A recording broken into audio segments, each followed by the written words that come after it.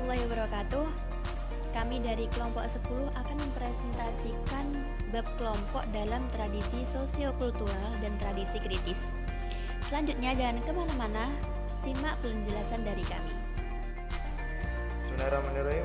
Di sini saya akan menjelaskan mengenai teori fungsional dan teori pemikiran kelompok. Dalam teori fungsional ini menjelaskan cara kita berkomunikasi, bagaimana untuk menyelesaikan masalah yang ada dalam suatu kelompok. Jadi proses yang ada dalam memecahkan masalah tersebut. Ketika kita mendapat masalah, kita akan mencoba untuk memecahkan masalah tersebut. Dalam proses pemecahan masalah ada beberapa tahapan yang harus kita penuhi untuk menyelesaikan masalah tersebut. Dari yang tahapan yang pertama untuk mengungkapkan bagaimana kesulitan-kesulitan yang ada. Setelah itu mencoba menjelaskan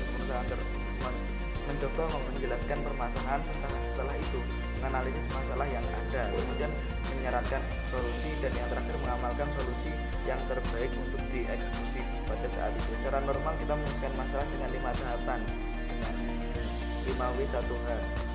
Itu teknik SWOT. Yang selanjutnya dari pemikiran kelompok. Dari pemikiran kelompok ini mencoba lebih mendasar mengenai dari akarnya, dari kita awal dari sumber ada permasalahan, mengenai bagaimana kita menganalisis setiap anggota dengan berbedanya pemikiran yang ada dalam kelompok tersebut. Nah, selanjutnya saya akan menjelaskan tentang tradisi kritis. Tradisi kritis ini nanti akan berfokus pada pemikir feminis.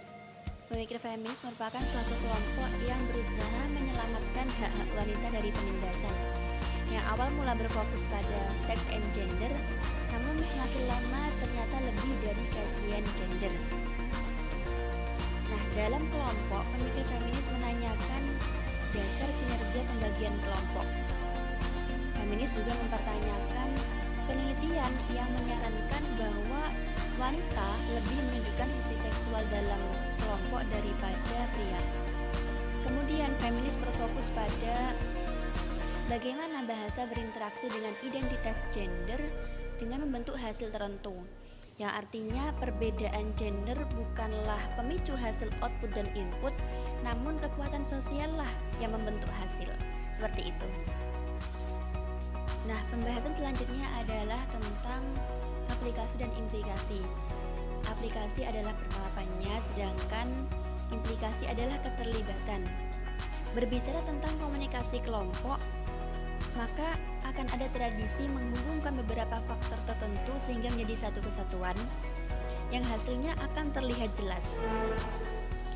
Kesimpulan umum dalam survei menyatakan yang pertama, kelompok tidak bisa dipisahkan dari konteks mereka bekerja.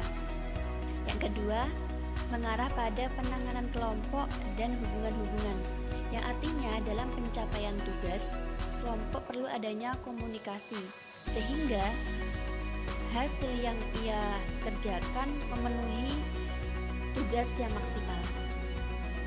Yang ketiga, setiap tindakan akan memiliki konsekuensi, maka dari itu setiap kelompok harus perhatian terhadap segala proses.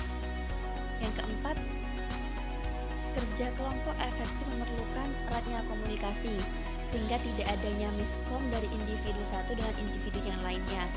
Kemudian memerlukan pemikiran yang kreatif, sehingga ide dan gagasan dapat berkembang. Kemudian juga memerlukan pemikiran yang kritis, sehingga adanya selalu waspada, selalu mempersiapkan segala hal yang kemungkinan tidak terduga akan terjadi. Seperti itu. Nah, itu tadi penjelasan dari kami. Semoga bermanfaat bagi kita semua. Sekian dari kami. Wassalamualaikum warahmatullahi wabarakatuh.